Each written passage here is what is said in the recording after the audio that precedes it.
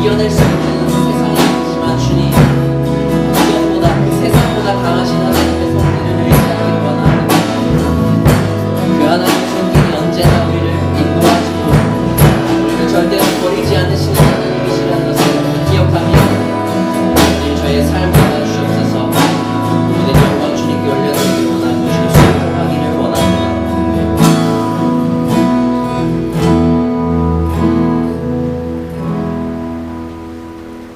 은혜와 사랑의 아버지 하나님, 참 감사합니다. 우리의 모든 상황을 공감해 주시는 주님을 의지하며 오늘도 예배의 자리로 나아가오니 우리의 심령 가운데 주께서 함께 하시는 확신이 있는 귀한 예배 될 수 있도록 은혜 가운데 함께하여 주옵소서. 예수님의 이름으로 기도하옵나이다. 아멘. 성시교도 교동문 9번 시편 15편입니다. 여호와여, 주의 장막에 머무를 자 누구오며 주의 성산에 사는 자 누구오니까.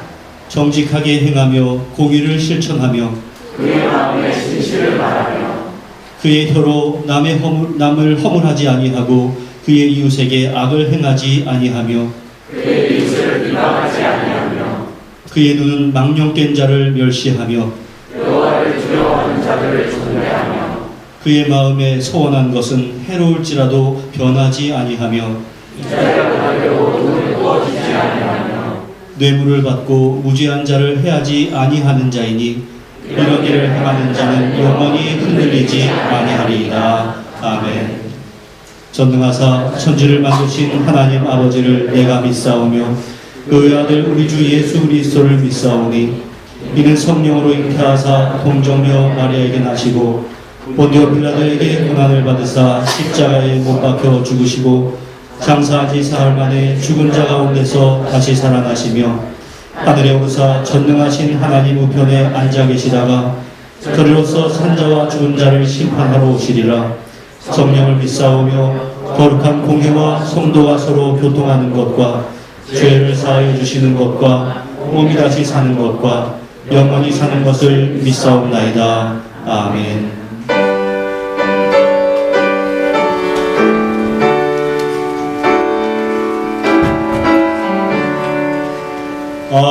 내 맘속에 참된 평화인데 주 예수가 주신 평화 시험 닥쳐와도 흔들리지 않아 어디하다니 평안함 주 항상 계셔 내 맘속에 주가 항상 계셔 기쁘다 주 나의 맘에 계셔 위로하시네 어찌 내가 주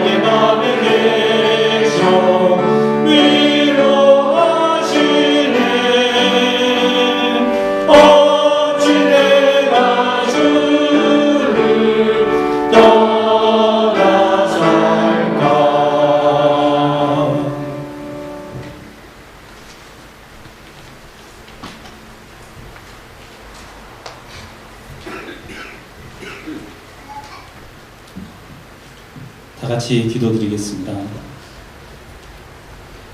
사랑과 은혜가 충만하신 하나님 아버지, 오늘 하루도 거룩한 주일 주님 앞에 나와 예배 드릴 수 있는 그 시간 허락하심에 진심으로 감사드립니다.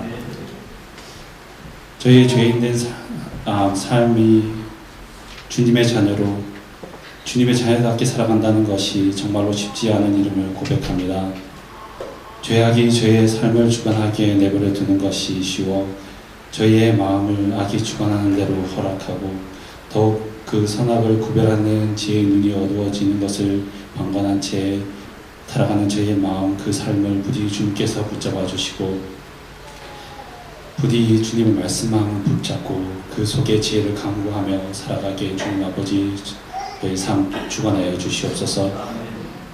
주님, 코로나 바이러스로 인해서 그리고 또 오미크론 바이러스로 인해서 저희의 육신과 그리고 그 마음이 불안하지만 사실 저희의 그 영적인 그 깊은 그 성령의 주님의 은혜가 더욱더 필요합니다. 주님 아버지, 부디 그 영적으로 저희가 나태해지고 부족해지는 그런 저희의 마음을 더욱더 붙잡아 주시옵시고 부디 더욱더 그 영혼의 그 갈급함을 더욱더 붙잡기 위해서 주님 아버지 기도하며 주님 그 말씀 묵상하게 하여 주시옵소서. 세계 곳곳에서 정말 많은 일들이 일어나고 있습니다. 동아에서 이번에 해저 지진으로 인해 많은 피해를 입었다고 합니다. 은혜 아버지, 주님 아버지 부디 저희의 그 기도를 들어주시옵시고 저희가 물질적으로나 영적으로나 많은 서포트를 할 수 있도록 주님 아버지 늘 생각하고 기도하게 하여 주시옵소서. 주님, 새로운 이제 새해가 시작되는 가운데 있습니다. 정말 많은 사람들이 새해 새로운 목표를 가지고서 살아갈 텐데 주님 아버지 그 목표 그리고 그 기도 제목들 주님 아버지 붙잡아 주시옵시고 그 생각하는 것대로 주님 아버지께서 인도하여 주시어 그 주님께서 원하시는 길에 합당하게 저희의 삶을 인도하여 주시옵소서. 지금 이 자리에 있지 못하지만 박정화 자매와 토마스형제 결혼식 주님 아버지께서 기억하여 주시고 부디 그 두 자매가 저 형제와 자매가 있는 곳에 주님이 늘 함께 동행하여 주시고 부디 다시 돌아오는 그 시간 우리가 기쁨으로 받아들일 수 있도록 인도하여 주시고 또한 교제할 수 있도록 주님 지켜주시옵소서. 부디 저희가 이제 임직식이 있습니다. 드디어 기다렸던 그 임직식 주님 아버지께서 부디 지켜주시고 그 많은 일들이 있었지만 부디 그 아무 문제 없이 진행될 수 있도록 주님 지켜주시고 그 임직자들 가운데 주님께서 주님 아버지께서 함께 인도하셔서 부디 그 직분 잘 감당할 수 있는 지혜와 그리고 더욱더 영적으로 더 강건한 마음 그리고 지혜 허락하여 주시옵소서. 주님 너무나 감사드립니다. 앞으로의 저희가 삶이 너무나 부족하고 너무나 아직은 어리숙한 부분들이 너무나 많습니다. 아직도 저희는 배울 게 너무나 많고 영적으로 부족합니다. 부디 주님 아버지께서 저희 삶을 늘 주관하여 주시옵시고 저희 마음이 주님 아버지 이 세상의 악한 것들에 의해서 흔들리거나 무너지는 일이 없도록 주님 아버지께서 저희의 마음을 늘 주관하여 주시고 부디 주님께서도 저희를 놓지 않아 주님 세상 가운데서 살아갈 수 있는 힘과 능력을 더하여 주시옵소서. 주님 전하시는 말씀 목사님께서 전하시는 그 말씀 가운데 함께하여 주시옵시고 그 말씀 가운데 저희 삶이 늘 변하게 되게 하시는 힘을 더하여 주시옵소서. 기도로 늘 승리하며 살아가기를 원합니다. 기도로 늘 승리하는 저희 은총교회 성도들이 되게 주님 아버지께서 세상 가운데서 살아갈 때 담대한 믿음으로 주님의 말씀을 선포하는 사람 되게 주님 인도하여 주시옵소서. 감사드리며 예수님 이름으로 기도드리옵나이다.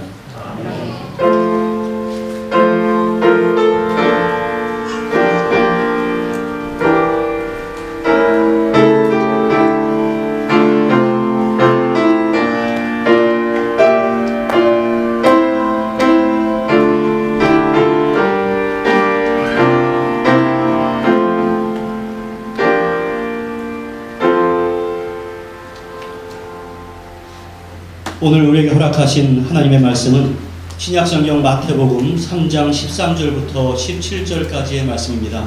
마태복음 3장 13에서 17절까지 신약성경 사면에 있습니다.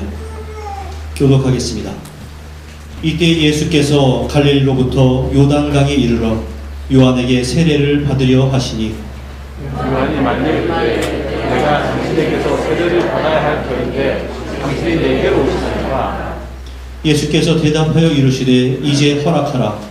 우리가 이와 같이 하여 모든 의를 이루는 것이 합당하니라 하시니 이에 요한이 허락하는지라. 예수께서 세례를 받으시고 곧 물에 손을 받으시었을 때 하늘이 열리고 하나님의 성령이 이름을 같이 내려 자기 위에 임하심을 보시더니. 같이 읽습니다. 하늘로부터 소리가 있어 말씀하시되 이는 내 사랑하는 아들이요 내 기뻐하는 자라 하시니라. 아멘. 기도하겠습니다. 은혜와 사랑의 아버지 하나님, 주님께서 허락하신 귀한 주일에 또한 주님께서 우리에게 허락하시는 귀한 말씀 앞으로 나아갑니다. 귀를 열게 하시고 또 마음을 열게 하시고 하나님께서 우리에게 원하시는 삶이 무엇인가를 날마다 깨닫고 순종하는 자 될 수 있도록 은총 가운데 역사하여 주시옵소서. 예수님의 이름으로 기도하옵나이다. 아멘.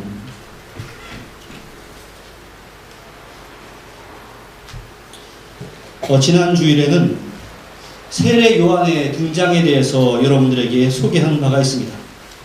세례 요한은 주님의 길을 준비하고 주님이 오실 길을 곧게 하는 사람이었습니다. 세례 요한은 광야로 자기를 찾아오는 많은 사람들에게 회개하라 천국이 가까이 왔느니라 라고 하는 메시지를 선포했고 바리새인들과 서기관들에게는 회개에 합당한 열매를 맺어라 라고 경고를 했습니다. 오늘은 예수님께서 그 세례 요한에게 세례를 받으신 내용이 이어집니다. 자, 그 내용에 앞서서 제가 지난주일 말씀에서 미리 예고를 해드린 대로 예수님 당시에 있었던 바리새인들 그리고 사두개인들이 생겨난 배경이 무엇인지 그리고 오늘 여러분들에게 오늘 처음으로 소개할 에세네파에 대해서 말씀을 드리려고 합니다.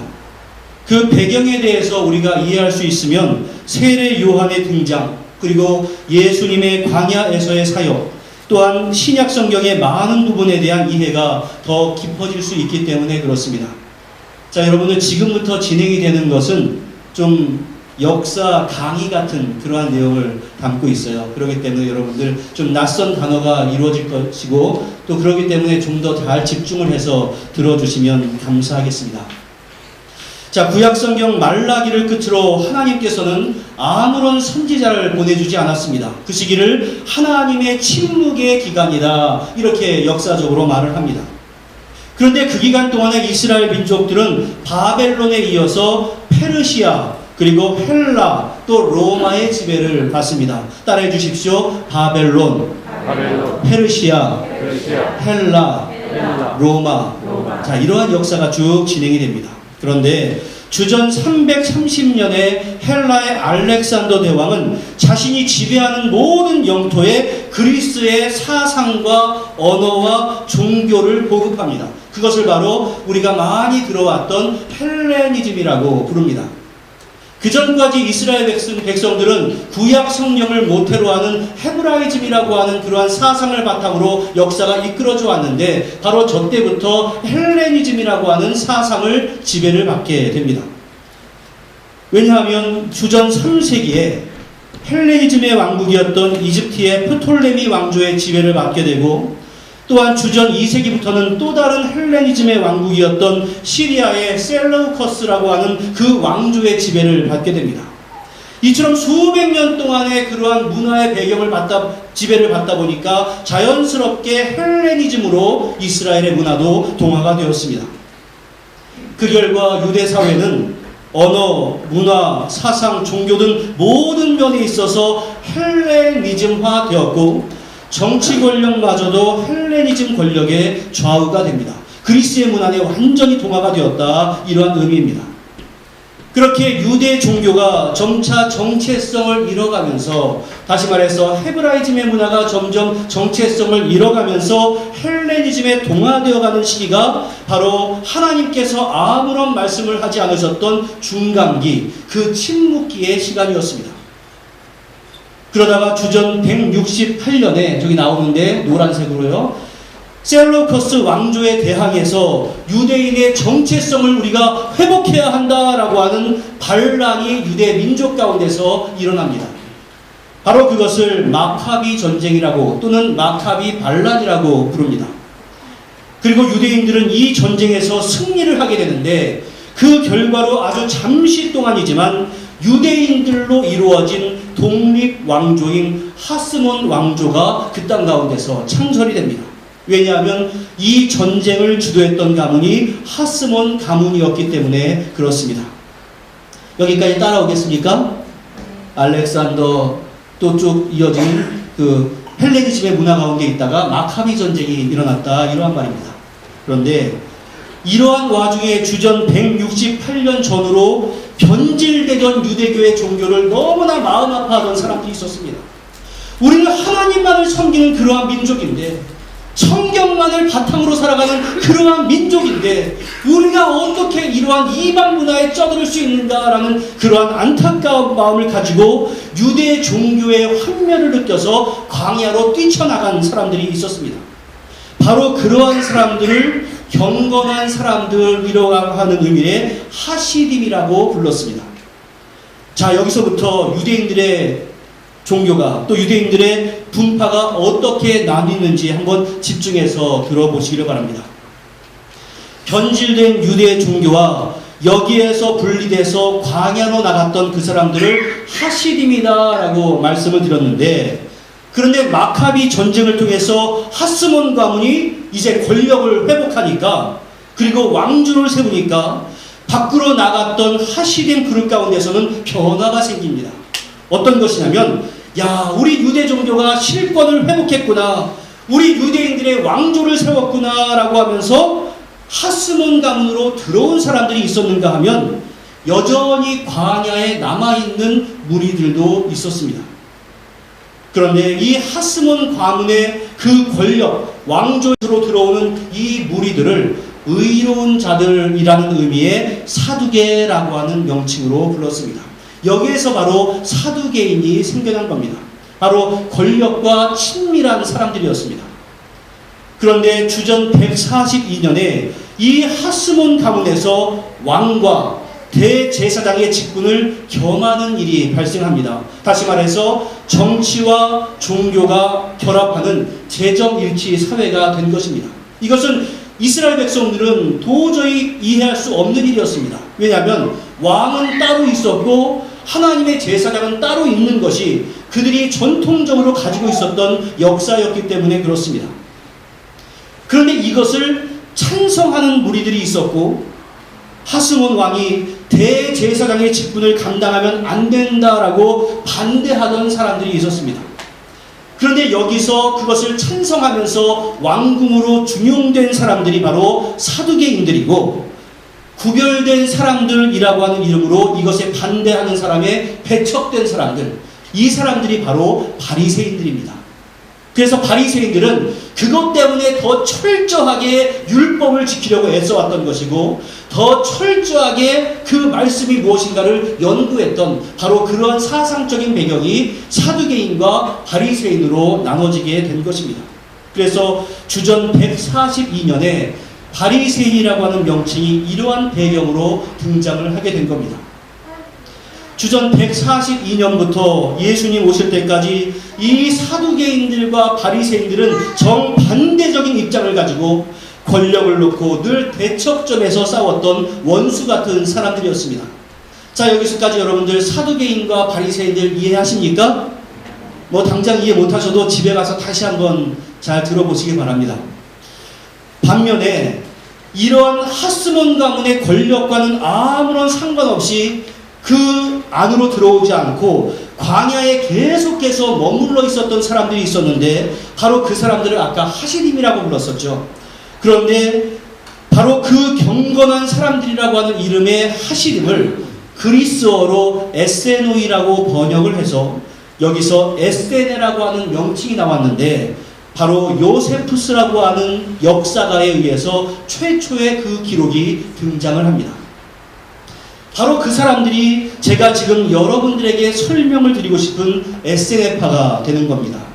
따라해 주십시오. 사두개파, 바리새파, 에세네파. 자, 이제 여기서부터는 이 에세네 사람들이 어떻게 예수님 시대, 신약 시대로 쭉 연결이 되는지 아주 중요한 부분이 전개가 됩니다. 이게 주전 63년에 유대 사회는 로마의 지배를 받게 됩니다. 그리고 주전 55년에 로마는 유대인 지도자들로 구성된 최고의 사법기구를 만드는데 바리새인들과 사두개인 70명으로 구성된 최고의 사법기구, 이것이 예수님 시대에도 존재했고 예수님에게 사형을 언도했던 산헤드린 공회라고 했고, 여기에서의 의장은 대제사장이 맡게 되었는데 대제사장은 사두개 사람으로부터 선출된 사람이었습니다. 반면에 유대 종교는 이미 타락했다라고 해서 광야에서 계속해서 거주했던 사람들이 있었는데 바로 그 사람들이 예수님 시대에도 계속해서 광야에서 거주하고 있었던 에세네파였습니다. 그런데 여러분, 여기서부터 보십시오. 이 에세네파의 대표적인 사람이 누구일까요? 바로 세례 요한입니다. 따라서 평범한 유대인들은 유대 종교의 순수성, 우리 민족의 신앙, 여호와 신앙의 순결성이 보존된 집단이 바로 저 에세네다라고 여겼습니다. 이거 바리새에 편질됐어, 사두개에 편질됐어, 우리 신앙의 전통성을 지키는 무리들은 바로 에세네야, 이러한 사상을 그들은 가지고 있었다는 겁니다. 그래서 그러한 배경 가운데 그 수많은 사람들이 세례 요한이 가르치자 세례 요한을 따라서 광야로 나갔고 거기서 세례를 받게 되는 일이 바로 이러한 배경 가운데서 나타나게 되는 겁니다. 그냥 갑자기 어떤 사람이 광야에서 외쳤더니 이스라엘 사람들이 쭉 나간 것이 아니라 바로 이러한 역사적인 사상적인 배경 가운데서, 아니 광야에서 외치는 자가 있다고? 어쩌면 그가 메시아일지도 모르겠어. 이러한 마음을 가지고 그들이 광야로 나아갔다, 이러한 의미입니다. 왜냐하면 에세네 사람들도 그랬고 평범한 사람들도 구약 성경에 대해서는 너무나 정통했기 때문에 그렇습니다. 이사야서 40장 3절에 보면 이사야 선지자가 예언을 했는데 외치는 자의 소리여 이르되 너희는 어디에서? 광야에서 여호와의 길을 예비하라, 사막에서 우리 하나님의 대로를 평탄케 하라라고 하는 이 구절을 이스라엘 민족들은 다 알고 있었고, 그래 앞으로 메시아가 오신다면 광야에서 오실 거야 라고 하는 것을 다 알고 있었습니다. 그래서 세례 요한이나 에세네 사람들은 광야에서 예수님의 길을 준비하고 있었던 겁니다. 그리고 여러분들, 우리 예수님 또한 광야와 연관된 사건이 있습니다. 왜 우리 예수님께서도 광야와 연관이 되어 있냐면, 이렇게 수백 년 동안 유대 사람들의 사고방식 가운데 자리를 잡고 있었던 광야, 그리고 그 정통성은 에세네를 통해서 이어진다라고 하는 인식이 있었기 때문에 분명하고도 선명한 메시지를 전하기 위해서 우리 예수님께서도 광야에서의 사역과 연관이 있었던 겁니다. 그래서 오병이어의 기적을 행하시거나 많은 사람들에게 특별한 이적을 보이셨던 것도 다른 것이 아니라 바로 광야에서 그러한 이적을 행하신 이유였습니다. 그리고 예수님께서 광야에 나가서 세례 요한에게 세례를 받으신 이 기록은 사복음서의 모든 저자들이 기록을 하고 있는 아주 중요한 사건인데, 굳이 예수님께서 세례 받으신 사건, 광야에 나가신 그 사건을 모든 복음서의 저자들이 기록하고 있는 이유는 바로 에세네파와 광야에 대한 인식이 당시를 살아가는 이스라엘 사람들에게는, 유대 사람들에게는 있었기 때문에 그렇습니다. 여기에 또 하나 광야와 관련된 사건이 이어집니다. 이것은 이제 다음 주일 본문에 나오는 건데, 예수님께서는 시험을 받으시는데, 다시 말해서 예수님께서는 모든 공생애를 시작하기 전에 사탄에게 시험을 받으시는데 어디서 받으십니까? 광야에서 받습니다. 그 광야에서 시험 받으신 사건 또한 사복음서의 저자들이 기록하고 있는데, 이것은 단순히 예수님께서 광야에서 시험 받으셨다 이 정도의 기록이 아니라 에스겔의 사람들이 가지고 있었던 그 비중들 때문에 복음서에서는 예수님의 모든 행적들을 광야와 연관되어 있는 기록으로 기술해야 했다라고 하는 바로 그러한 배경을 가지고 있습니다. 바로 광야가 중심이 되어야 예수님께서 하시는 일이 메시아의 사역을 준비하는 바로 그분이다라고 하는 것으로 모든 사람들이 인식할 수 있기 때문에 그렇습니다. 이뿐만이 아닙니다. 사도 바울이 다메섹으로 예수 믿는 사람들을 박해하기 위해서 가는 그 길에 예수님을 만나게 됩니다. 그리고 그 사건을 통해서 예수님을 영접하게 되고 그 다음에 아라비아로 갔다라고 하는 기록이 성경에 나와 있습니다. 바로 그것 또한 광야로 연결을 시킬 수가 있는 겁니다. 이처럼 세례 요한과 예수님의 사역을 비롯해서 바울 또 신약에 계속해서 광야가 언급이 되는 것은 광야는 단지 사막이라고 하는 곳, 험난한 곳이라고 하는 지역적인 의미만 갖는 것이 아니라 바로 광야가 이스라엘 백성들의 영적인 맥을 이어나가는 곳이었기 때문에 바로 그렇습니다. 여기까지가 여러분들 제가 복잡하게 말씀을 드렸던 당시의 역사의 강의였습니다. 자, 이해하셨습니까? 예. 사실 저도 잘 이해 못하다가 저도 배워서 알았으니까 여러분들도 집에 가셔서 혹시나 유튜브에 연결이 되신다면 이 부분을 한 번 더 읽어보신다면 신약을 이루고 있는 배경이 이러하구나 라고 하는 것을 우리가 좀 배울 수 있을 겁니다. 왜냐하면 그 말라기를 마지막으로 하고 마태복음을 처음으로 하는 그 400년이라고 하는 중간기는 성경에 나와 있지 않기 때문에 여러분들에게 특별히 설교할 내용이 없고, 따라서 따로 공부하지 않으면 알지 못하는 내용이기 때문에 그렇습니다. 그래서 짧은 시간이지만 여러분들에게 이 과정을 좀 설명을 드렸던 겁니다.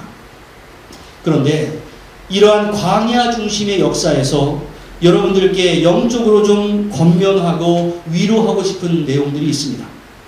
여러분들, 신앙의 순결성이라고 하는 것은 사두개인이나 바리새인들과 같은 기득권자들에 의해서 이어지는 것이 아니라 바로 광야를 통해서 이루어졌다라고 하는 사실입니다. 최근에 제 아내의 권면에 따라서 교회 오빠라고 하는 KBS에서 2년 전 정도에 방송된 다큐멘터리 영화를 본 적이 있습니다. 그 교회 오빠라고 하는 그 풀 버전이 유튜브에 다 올라와 있기 때문에 여러분들께서 한번 보시기를 권면을 해드립니다. 그래서 유튜브에서 교회 오빠 치면 다 나올 거예요.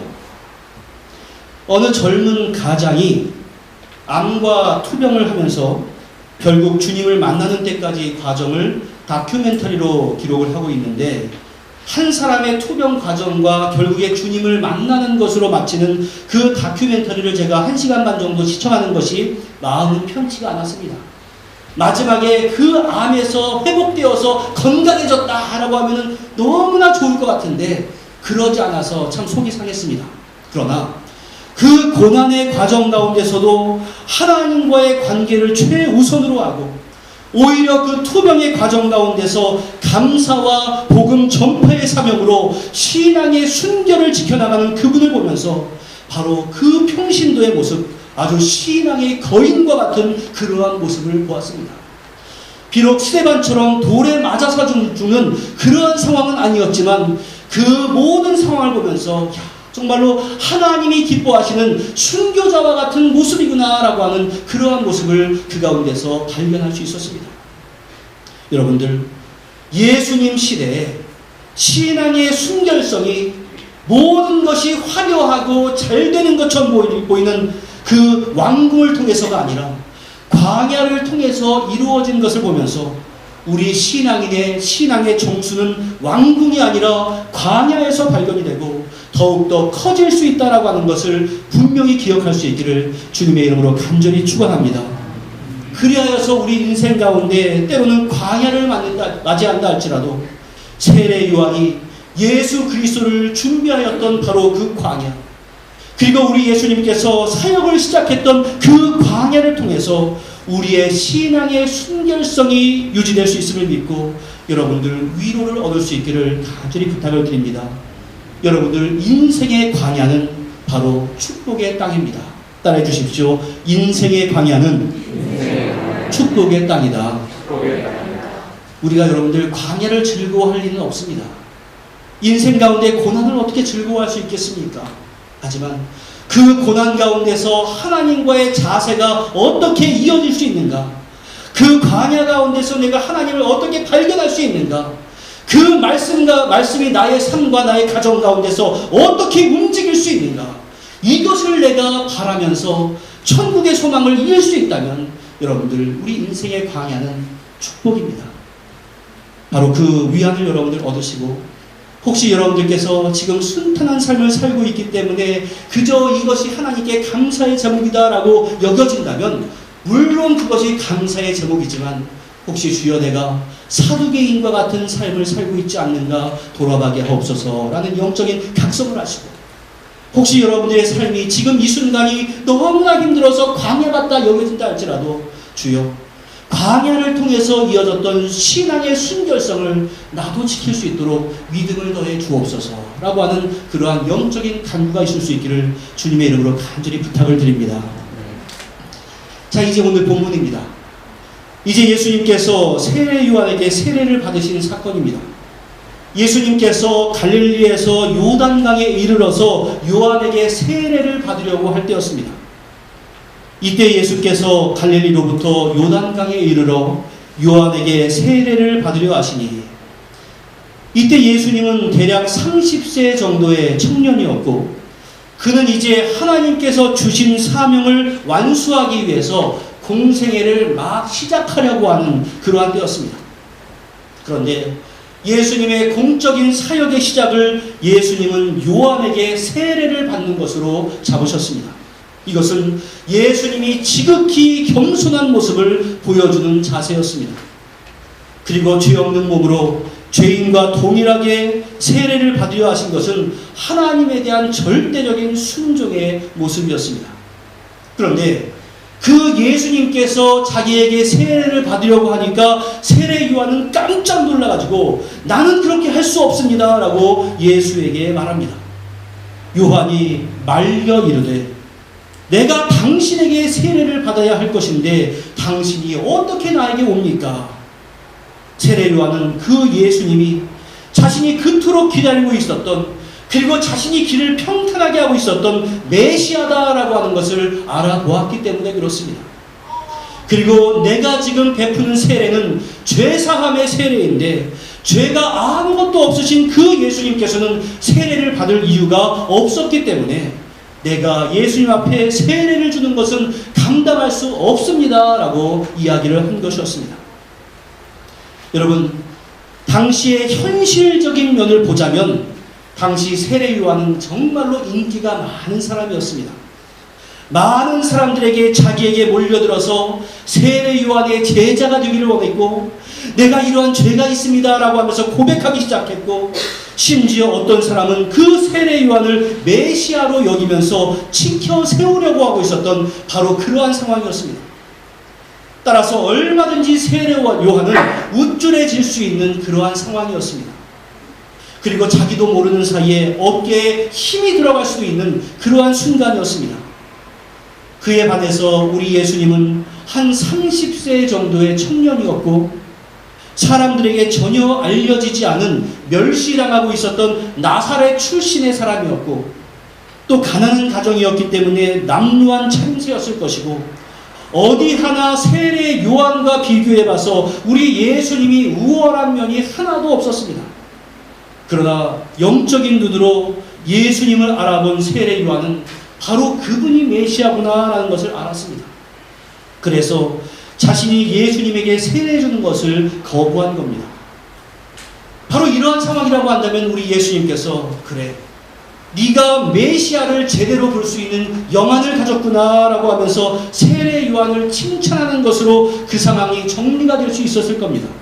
그런데 예수님은 더 강력하게 세례를 요구하시는데 15절의 말씀을 우리 한 목소리로 같이 읽겠습니다. 시작. 예수께서 대답하여 이르시되 이제 허락하라. 우리가 이와 같이 하여 모든 의를 이루는 것이 합당하니라 하시니 이에 요한이 허락하는지라. 여기서 우리가 나뿐만이 아니라 너와 내가 이와 같이 하여 세례를 줌으로 인해서 의를 이룬다라고 하는 것, 여기에 여러분들 주목해 보시기를 바랍니다. 예수님께서는 내가 지금 너에게 세례를 받는 이유는 하나님의 의를 이루는 것이다 라고 해석을 해 주었습니다. 여기에 대한 해석은 정말로 다양한데 여러 가지 의견을 종합적으로 볼 때 가장 적당한 견해는 요한이 예수님께 세례를 베푸는 것은 바로 하나님의 뜻이고 예수님께서 요한과 함께 더불어서 그 뜻에 순종하는 것이 바로 하나님을 이루는 것이다 라는 그러한 해석입니다. 다시 말해서 예수님께서는 하나님의 뜻을 따라서 지금까지 30년 동안 살아왔던 자신의 사적인 생애를 다 마감하고 메시아의 직무를 수행하는 공생애로 들어가기 위해서 세례를 받은 겁니다. 더욱이 예수님께서 이 세례를 받으신 주제는 무엇인가 하면 모든 죄인들을 대신한 고난의 시작이었습니다. 선지자 이사야의 예언적인 메시지를 따르면 예수님은 고난받는 종으로 계속해서 예언이 되고 있습니다. 따라서 예수님은 완전한 의로우신 분이지만 죄인의 자리에 내가 머물겠다라고 하는 스스로에 대한 결정이었고 예수님께서 세례 요한에게 응하심으로 인류의 모든 죄를 짊어주신 자신의 사명을 드러낸 겁니다. 바로 이러한 것을 알았기 때문에 요한복음 1장의 말씀을 따르면 세례 요한은 예수님에게 자신의 세례를 베푼 이후에 바로 즉시 예수님을 향해서 세상 죄를 지고 가는 하나님의 어린 양이다 이렇게 불렀습니다. 다시 말해서 이분은 부귀와 영화를 누림으로 말미암아서 이 땅의 메시아가 되는 것이 아니라 고난을 통해서 메시아가 된다라고 하는 것을 선포하였고 훗날 예수님 자신도 자신의 대속적인 고난이 바로 세례다라고 누가복음 12장 50절에서 표현을 해주기도 했습니다. 그러므로 우리는 최고의 겸손으로 이 땅에 사셨던 예수 그리스도의 마음을 본받아서 이 땅에 사는 동안 나의 자존심과 명예만을 내세우는 것이 아니라 먼저 하나님의 뜻과 하나님의 영광을 생각할 수 있는 참된 지혜와 겸손이 필요합니다. 바로 이러한 나의 겸손과 나의 결정이 하나님에게 영광이 되는 것인가 아니면 하나님의 영광을 훼손시키는 건가, 이것을 우리는 고민해야 합니다. 우리는 예수님께서 먼저 의롭게 되었기 때문에 우리도 의롭게 된 자에 불과하기 때문에 그렇습니다. 이처럼 의를 이루시기 위한 세례 요한의 순종과 예수님의 순종에 대해서 그래 너희가 행하는 것이 옳다라는 것을 보여주기 위해서 하나님은 놀라운 증거를 보여주셨는데 16절과 17절 말씀 같이 읽겠습니다. 시작. 예수께서 하늘이 열리고 하나님의 성령이 그들이 같이 내려 자기 위에 임하심을 보시더니 하늘로부터 소리가 있어 말씀하시되 이는 내 사랑하는 아들이요 내 기뻐하는 자라 하시니라. 바로 여기가 우리 하나님께서 삼위일체 하나님 가운데 삼위가 계신다라고 하는 증거입니다. 바로 눈앞에 예수님이 계시고 성령이 임하시고 그리고 하늘에서는 성부 하나님의 음성이 들린 것, 바로 이게 삼위의 증거 가운데 하나입니다. 여러분, 일찍이 선지자들에게 열어주셨던 그 하늘, 스데반의 순교의 현장 가운데서 열어주셨던 그 하늘, 밤모섬에서 사도 요한에게 열어주셨던 그 하늘을 하나님께서는 예수님께서 세례받으신 이후에 그 하늘을 활짝 열으셔서 하나님의 영광을 보여주시고 성령을 비둘기같이 임하게 하심으로 말미암아 예수님의 모든 사역을 확실하게 인정해 주셨습니다. 그리고 지금까지 인간 예수로만 인식되었던 그 예수를 향해서 내 사랑하는 아들이요 내 기뻐하는 자다라고 하나님께서 선언을 해주셨고, 이것은 시편 2편 7절 말씀, 내가 여호와의 명령을 전하노라 여호와께서 내게 이르시되 너는 내 아들이라 오늘날 내가 너를 낳았도다, 이 말씀과 이사야 42장 1절 말씀, 내가 붙드는 나의 종 내 마음에 기뻐하는 자 곧 내가 택한 사람을 보라. 내가 나의 영을 그에게 주었은즉 그가 이방의 정의를 베풀리라 라고 하는 그것을 배경으로 한 구절로서 예수님께서 하나님의 아들이 되신 증거와 하나님의 지상 통치권이 바로 이 순간부터 예수 그리스도에게 위임되었다라고 하는 것을 확실하게 보여주는 정말로 놀라운 사건이었습니다. 그렇기 때문에 예수님께서 세례를 받으셨다라고 하는 것은 세례 받았다 이런 것이 아니라 전 우주의 역사가 움직이는 정말로 놀랍고 귀한 하나님의 은총의 역사의 시간, 바로 이것이었습니다. 바로 이 사건을 계기로 하나님은 30년 동안 가난한 목수의 아들로서 평범한 시골 청년이었던 예수님을 이제 본격적으로 공적인 삶에 뛰어들 수 있도록 해주셨습니다. 이처럼 예수님은 물세례와 성령세례를 동시에 받음으로 말미암아 사람과 하나님으로부터 동시에 메시아로 인정받으셨으며 바로 이날 이후에 예수님은 죽은 자를 살리시고 귀신을 쫓아내시고 각종 이적을 행하시고 천국의 복음을 행하기 시작하셨습니다. 이러한 하나님의 음성은 이처럼 예수님의 공생애가 시작되는 그 시점에 있었고 나중에 예수님의 변화산의 사건 때 다시 한번 하나님의 음성이 들렸고 그리고 순환주간에 다시 한번 하나님의 음성이 들리게 됩니다.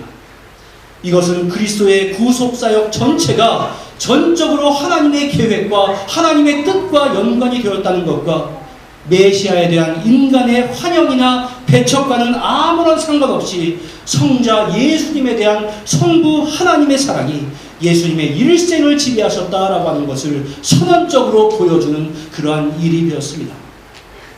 사랑하는 성도 여러분, 세례 요한이나 예수님께서 또한 사도 바울이 왜 광야에서 사역을 시작하는가를 여러분들 깊이 생각할 수 있기를 바랍니다.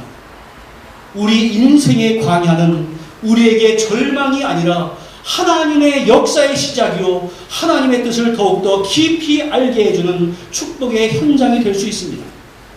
따라서 인생의 광야를 그저 두려움으로만 대할 것이 아니라 어느 때라도 하나님이 나에게 주시는 음성에 귀를 기울일 수 있는 우리 모두가 될 수 있기를 간절히 바랍니다. 또한 세례 요한과 예수님의 겸손과 순종을 통해서 하나님께서 의를 이루셨다는 것을 기억하시기 바랍니다. 우리 성도들이 좀 더 거룩하고 겸손하며 그 말씀에 복종하기를 힘쓰고 하나님을 섬기려고 노력하면 할수록 하나님의 음성은 다양한 방법으로 우리 모든 성도들에게 임하게 되는 겁니다. 우리의 심령 가운데 예수 그리스도의 영을 소유하면 우리도 예수님처럼 끊임없이 아버지 하나님의 인도를 받을 수 있습니다. 예수님께서 성령 충만하여 공생의 매 순간마다 하나님의 인도를 받으셨던 것처럼 우리의 모든 일생 가운데 남은 모든 여생에 계속해서 우리 주님의 인도하심을 받을 수가 있는 것입니다. 아무 죄가 없으신 예수님께서 공생의 시작에 세례를 받음으로 의를 이루셨던 것처럼 우리 또한 하나님 나라의 충성된 일꾼으로서 겸손히 하나님의 의를 이룰 수 있기를 바랍니다.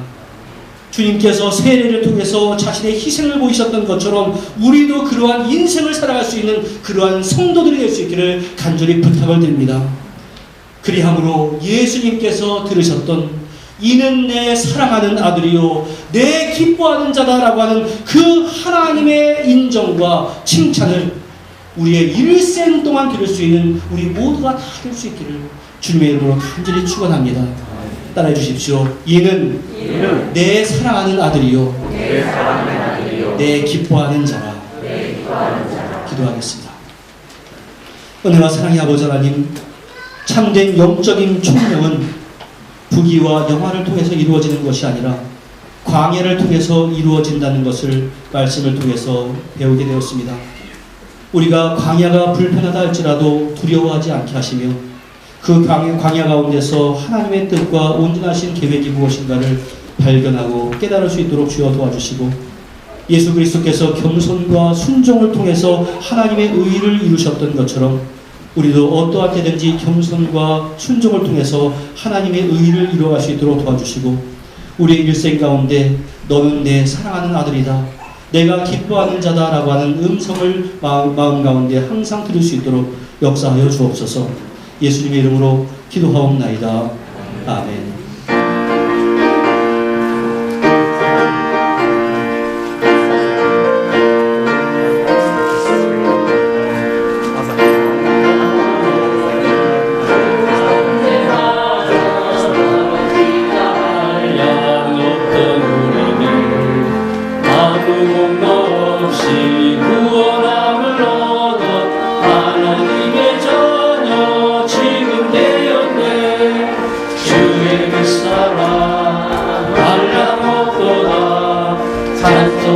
찬송할지어다 예수의 공로 주의 그 사랑 한량없도다 찬송할지어다 예수의 공로 주의 보혈로서 정결하게 씻겨 죄악에서 떠난 모든 죄도 세상 근심 무릇 강본 없어지니 하나님의 빛이 영화롭도다 주의 그 사랑 한량없도다 찬송할지어다 예수의 공로 주의 그 사랑 한량없도다 찬송할지어다 예수의 공로 죄의 깊은 잠과 뜬 세상의 꿈을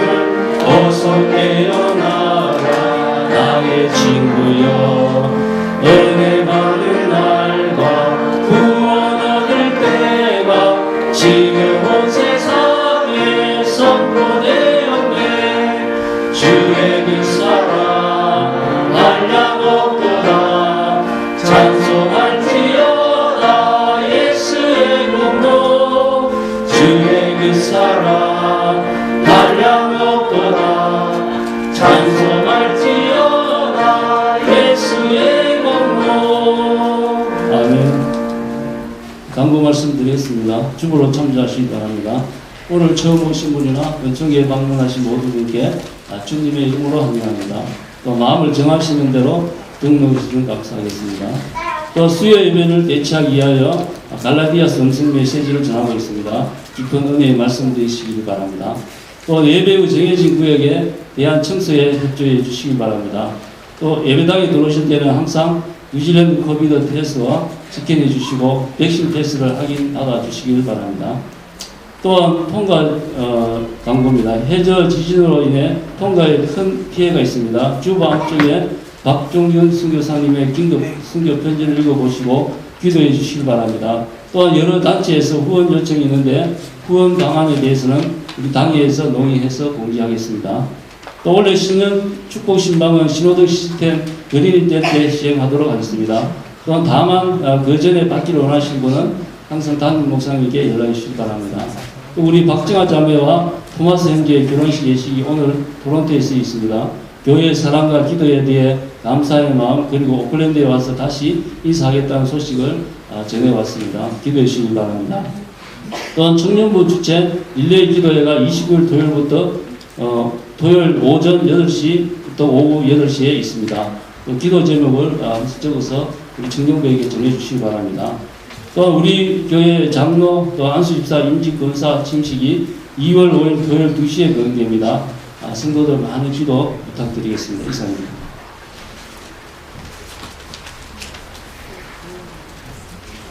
예, 정말 작년 9월에 행해야 했던 임직 예식이 연기가 됐다가 이제 2월 5일에 할 수 있는 것으로 최종 컨펌이 되었는데 현재까지는 인원 제한은 없습니다. 그러니까 여러분들께서 기도해 주시고 2월 5일 토요일 2시에 있는데 여러분들께서 다 참석해 주시고 혹시나 그날에 시간을 뺄 수 없는 그러한 분이 있으셔도 한번 빼도록 노력을 해봐 주시고 11년 만에 있는 교회 잔치입니다. 그러니까 여러분들께서 많이 참석해 주셔서 함께 기도해 주시고 축하해 주시면 감사하겠는데 저는 이러한 생각이 있습니다. 그냥 임직자들만 모아놓고 임직을 하려면 진작에 할 수 있었습니다. 그런데 임직식이라고 하는 것은 임직자들이 내가 이러한 자세로 하겠습니다라고 하는 선수도 있지만 우리 성도들이 내가 저분들을 임직자로 받겠습니다라고 하는 선서도 있습니다. 그렇기 때문에 우리 성도들이 기왕이면 모일 수 있는 때를 기다려 하기 때문에 이렇게 늦게 하게 된 거였는데, 그렇기 때문에 여러분들께서도 스케줄을 좀 잘 조절하셔서 함께 참석하셔서 많이 축하해 주시고 격려해 주시면 감사하겠습니다. 그리고 청년부들 나오셔서 광고 좀 해주시겠습니까? 릴레이 기도에 광고를 하겠다고 하는데요. 광고 좀 부탁드립니다.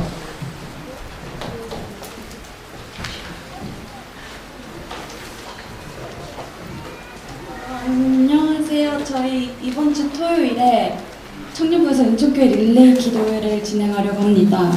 저희 릴레이 기도회는 12시간 동안 기도가 계속 이어지도록 많은 사람들이 참여해서 모두의 기도 제목을 갖고 다 같이 기도하는 건데요. 저희가 이걸 하는 이유는 먼저 저희 청년부가 기도가 필요해서예요. 그래서 주변에 기도를 부탁하고 싶었고, 또 저희도 다른 분들의 기도 제목을 받아서 서로 기도하면 더 좋을 것 같아서 진행하게 됐어요. 그래서 기도 제목을 알려주시면 저희 청년부만의 기도회가 아닌 전 교인 릴레이 기도회가 될 수 있을 것 같아요. 기도 제목 제출 방법은 수요일까지 카톡으로 각 전도회 회장님들께 보내주셔도 좋고, 아니면 예배당 뒤편에 박스가 있을 텐데 거기에 있는 쪽지에 적어주셔서 넣어주시면 됩니다. 시간은 30분씩이고 교회 사무실 옆방에 진행하는데 예배당 뒤에 시간표도 있을 거예요. 거기에 편하신 시간에 이름 적어주시면 됩니다. 토요일날 도착하시면 기도 제목이 적혀있는 종이를 받으실 거예요.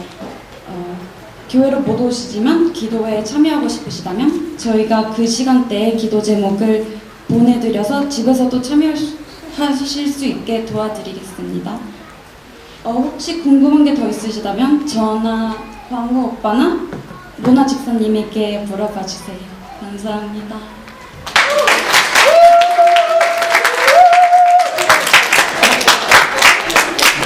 무슨 말씀인지 이해 가셨습니까? 네. 그래서 토요일 날 아침 8시부터 저녁 8시까지 30분 단위로 쪼개서 계속해서 릴레이 기도를 한다고 합니다. 원래 24시간을 계획을 했었는데 그 밤에는 교회 안에 이렇게 들어오는 것이 허락이 되지 않기 때문에 그런 시간을 정했습니다. 그래서 나중에 저 뒤에 표가 준비되어 있는지 모르겠는데 몇 시부터 몇 시까지 내가 기도하겠습니다라는 걸 갖다가 교회 가정 이렇게 되어 있는데, 웬만하면 가정에 동그라미 치지 마시고 그 집에 교회에 모이는 거에다 여러분들 이름을 적어주시면 그 모이는 분들이 함께 모여서 30분 정도를 기도를 함께 하게 될 것입니다.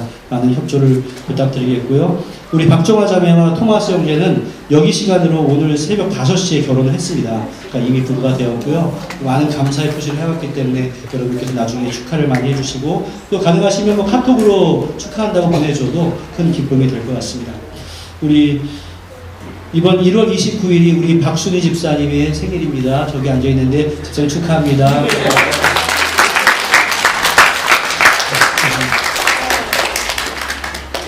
아랑 엄마입니다.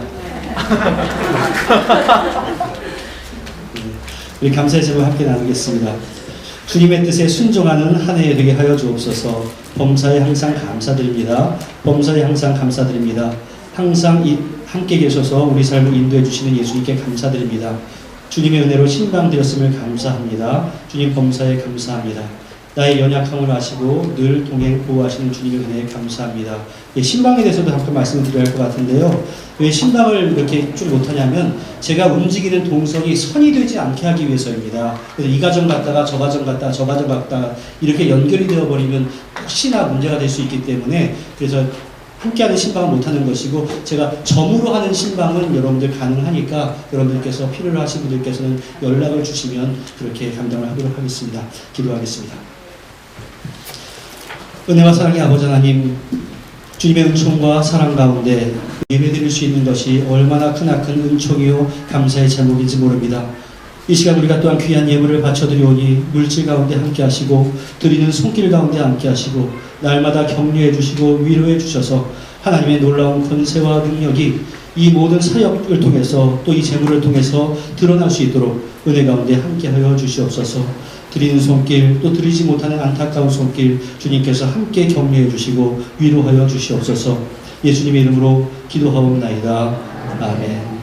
예, 자리에서 일어나셔서 주변에 있는 분과 인사 나누겠습니다. 반갑습니다. 평안하셨습니까?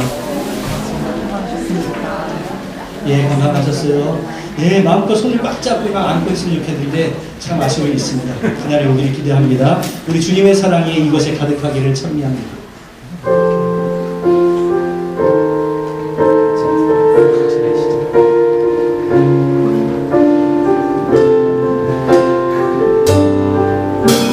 주님의 사랑이 주님의 사랑이 이곳에 가득하기를 기도합니다. 주님의 평화가 주님의 평화가 우리들 가운데 있기를 원합니다. 주님의 은총이 이곳에 가득하기를 기도합니다.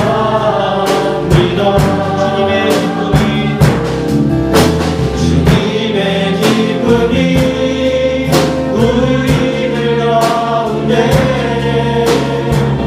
있기를 원합니다. 때로는 지치고 때로는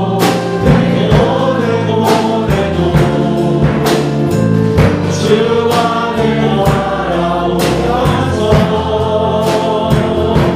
바라보면서 세상의 고통이 내게 닥쳐와도 주만을 사랑하리라. 주님의 축복이 이곳에 넘쳐나기를 원합니다. 주님의 사랑이 이곳에 가득하기를 기도합니다. 여기 있는 분 사랑합니다. 축복합니다. 건강하시고 행복한 한 주간 되시기를 바랍니다. 예, 기도하겠습니다. 은혜와 사랑의 아버지 하나님, 세상의 뉴스를 들을 때는 험난한 일밖에 없는 것 같습니다. 코로나가 있고 또 오미크론도 있고 또 통합 부근에서는 해저 지진이 일어나서 화산 폭발로 인해서 또 많은 사람들이 고난을 당하고 있다고 하고 또 전 세계에 유가는 오르고 있고 사람들 마음 가운데는 강팍함이 있고 어디 하나 인간의 능력과 목적을 가지고는 해결할 수 없지만 그렇기 때문에 더욱더 주님을 의지하고 주님 앞에 나아갑니다. 때로는 지치고 때로는 고난할지라도 주님만을 바라보면서 세상의 고통이 내게 닥쳐와도 주님을 사랑하게 하시며 예수님의 사역의 시작이 광야였던 것처럼 세례 요한이 광야에서 외쳤던 것처럼 우리의 인생과 삶 가운데 광야가 있다 할지라도 그것을 통해서 신앙의 순결성을 잘 지켜나가는 우리 모두가 될 수 있도록 은혜 가운데 함께하여 주시옵소서. 은혜와 사랑의 아버지 하나님, 이 시간 우리 사랑하는 성도 가운데 광야를 겪고 있는 성도, 사람의 위로가 효과가 없지만 하나님의 위로하심과 하나님의 돌보심이 있을 수 있도록 도와주시고 특별히 우리 한영철 성도님에게 함께하시고 위로하시고 격려해 주셔서 병상을 딛고 일어나서 우리가 함께 격려하며 축하하며 예배드릴 수 있도록 은총 가운데 함께하여 주시옵소서. 우리 통화에 있는 박종균 선교사님의 사역지에 함께하시기를 원합니다. 주여 은총을 더해 주시고 그 모든 눈물을 닦아주시고 새롭게 그 하늘의 교회가 복구될 수 있도록 도와주시고 그곳에서 우리가 기도하는 제목들이 아름답게 응답되어 갈 수 있도록 은총 가운데 역사하여 주시옵소서. 주님의 사랑하는 귀한 자녀들이 또한 한 주간 동안 생활합니다. 그 생활의 현장 하나하나가 바로 하나님의 은총의 시간 될 수 있도록 주여 도와주시고 하나님의 기쁨의 예배의 장소가 될 수 있도록 은혜 가운데 역사하여 주시옵소서. 딸의 출산을 돕기 위해서 누진애들을 방문해서 함께 예배드리는 지체도 있사오니 은혜를 더하시고 그곳에서 항상 기쁨의 소식만이 넘쳐날 수 있도록 은혜 가운데 역사하여 주옵소서. 예수님의 이름으로 기도하옵나이다. 아멘. 축원하겠습니다. 이제는 우리 주 예수 그리스도의 무한하신 은혜와 성부 하나님의 극진하신 사랑하심과 성령님의 교통하심이 세례 요한과 예수 그리스도를 본받아 날마다 겸손하며 순종하기를 다짐하는 주님의 귀한 백성들 위해 가족과 권속들 위해 사랑하는 조국 대한민국과 이 땅 뉴질랜드 그리고 선교지를 위해 이제로부터 영원토록 함께 있을지어다. 아멘.